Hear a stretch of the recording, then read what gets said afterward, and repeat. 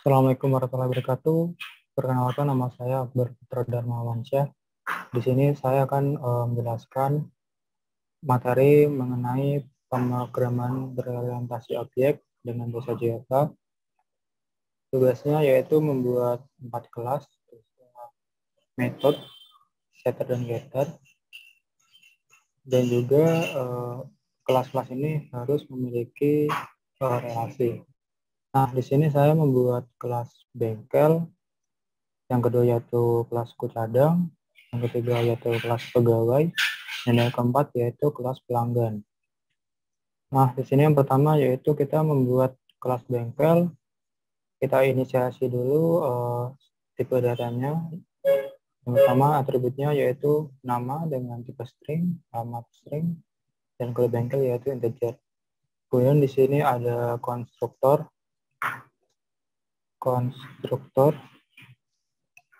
di mana konstruktor ini adalah sebuah acuan ketika kita mengisi instance dari atribut pada kelas bengkel, itu harus sesuai dengan urutan yang kita sesuaikan di sini. Di sini urutannya yaitu string nama, kemudian string alamat, kemudian integer kode bengkel. Dan di sini kita kasih this nama sama dengan nama. Jadi ketika kita mengisi nama, maka akan sesuai dengan instan ketika data itu diisi.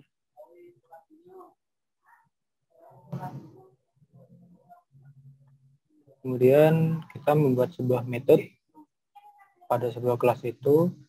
Yang pertama yaitu void set nama bengkel. Kita kasih parameternya yaitu string new bengkel. Jadi ketika kita mengubah atau ingin mengubah nama bengkel tersebut, kita cukup menggantikannya. Dan di sini saya membuat void set data bengkel. Jadi di sini saya mengimport dulu modul yang ada pada bahasa Java yaitu java.auto.scanner. Kemudian kita inisiasi di sini dengan kodenya yaitu scanner ec dengan new scanner system in. Dan di sini ada output atau pesan untuk memasukkan nama bengkel. Kemudian kita inisiasi tipe datanya yaitu string st.next. Next ini adalah untuk memasukkan input dengan tipe data string. Kemudian yang in yaitu menggunakan next in. Kemudian di setiap kelas yang dibuat itu harus terdapat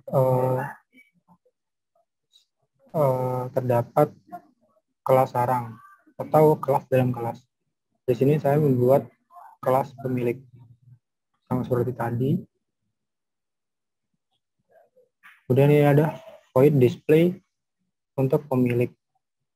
Jadi ketika kita memanggil metode display, maka data-data yang telah kita isikan akan tampil di terminal. Kemudian next, kita membuat kelas suku cadang. Sama seperti tadi, kita melakukan inisiasi atribut dari kelas suku cadang. Kemudian membuat konstruktor, membuat metode. Di sini juga saya membuat metode input suku cadang. Nah, pada kelas sarangnya atau inner kelasnya, saya membuat beberapa metode yang bisa menghitung diskon ketika kondisi total harganya itu lebih dari berapa ini? 1 juta. Jadi ketika pelanggan membeli suku cadang yang total harganya lebih dari 10 juta, maka total harganya akan dikurangi 10% dari total harga sebelumnya.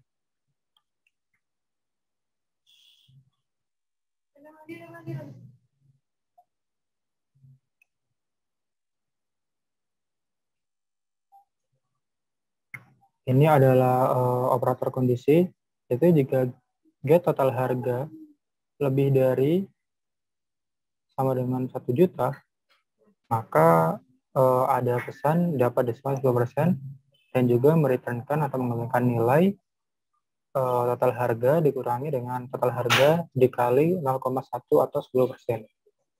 Nah, jika kondisi yang pertama tidak terpenuhi, maka akan muncul pesan yaitu tidak dapat diskon dan mereturnkan nilai get total harga yang tidak dikurangi dengan diskon. Kemudian di sini ada pegawai. Sama seperti tadi, kita menginisiasi atributnya, yaitu nama pegawai, alamat, usia, jabatan, dan KTP. Kemudian kita membuat konstruktornya, membuat nested kelasnya. Kemudian kita membuat metode-metodenya. Di sini void set gaji untuk mengubah jumlah gajinya, kemudian set insentif juga untuk berubah insentif dari pegawai tersebut. Dan di sini saya menambahkan fitur untuk mengurangi gaji dengan mengalihkannya atau menguranginya dengan PPh atau pajak penghasilan. Ini sama seperti kelas-kelas yang tadi, metodenya display, kemudian set nama pegawai, dan seterusnya.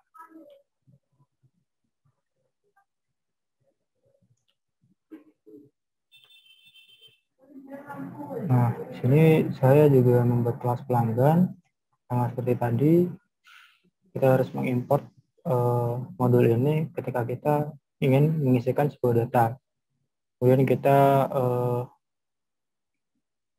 membuat atribut dari kelas tersebut sesuai dengan tipe data yang kita inginkan, string, nama, alamat dengan tipe data string, usia dengan tipe data integer, dan kita buat konstruktornya. Nah, di sini saya membuat sebuah metode untuk mengisi data pelanggan. Kemudian di sini saya membuat inputan dengan kondisi jika user menginputkan usia lebih dari 15 dan kurang dari 100, maka inputannya akan benar diubah. Kemudian jika tidak, maka ada pesan usia tidak valid. Dan di sini saya memanggil lagi metode tersebut. Sekarang kita coba kan. Nah, di sini saya membuat instance dari kelas luar dari bengkel, kelas dalam dari bengkel. Dan di sini saya mengisikan datanya sesuai dengan konstruktor yang telah kita buat sebelumnya.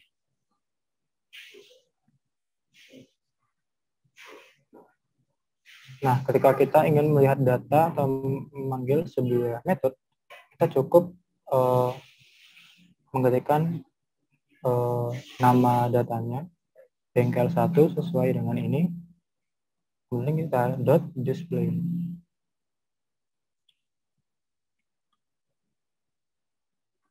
Kemudian ketika kita ingin merubah sebuah data pada instance tersebut, misalnya kita merubah nama set nama bengkel, contohnya seperti ini.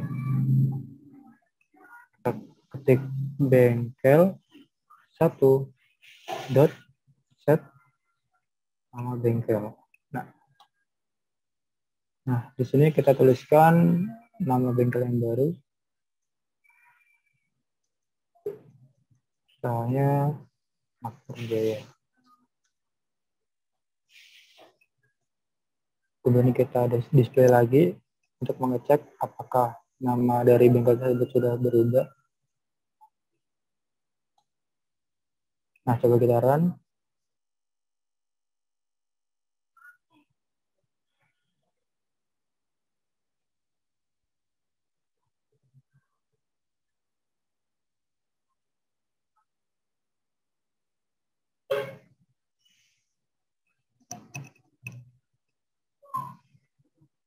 Nah, dapat kita lihat di sini yang awalnya nama bengkelnya yaitu Akbar Jaya, pada pemanggilan metode kedua, nama bengkelnya berubah menjadi Makmur Jaya.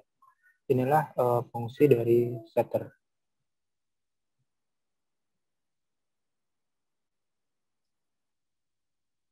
Kemudian ini sama seperti yang tadi, data yang kita masukkan di parameter ini akan sesuai dengan output yang kita buat atau output dari terminal yang kita jalankan.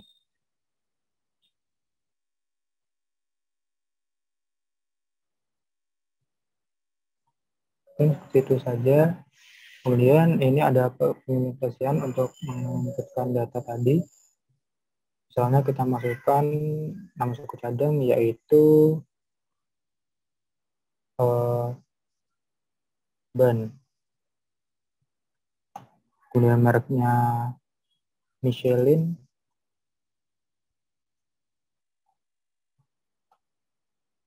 Kemudian kita masukkan nomor serinya. Di sini dapat kita lihat data-data yang telah kita masukkan langsung berubah dan menggantikan data yang sebelumnya. Yang pertamanya mereknya itu Corsa berubah menjadi Michelin dan nomor serinya juga berubah.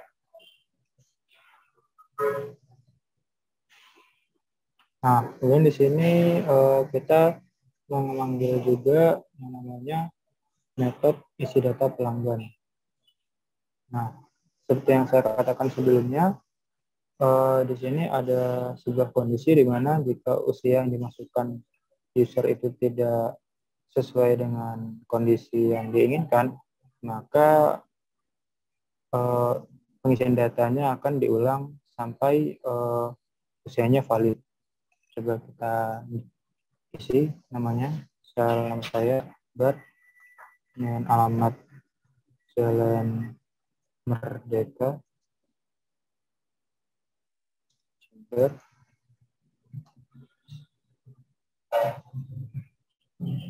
Coba kita ulang.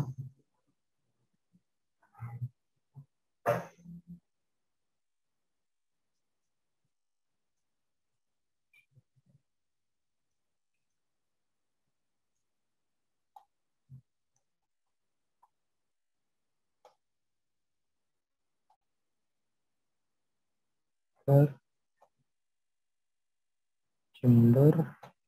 Nah, kita masukkan misalnya usianya 9 tahun. Maka di sini tertulis pesan usia tidak valid. Maka kita harus mengisikan ulang datanya.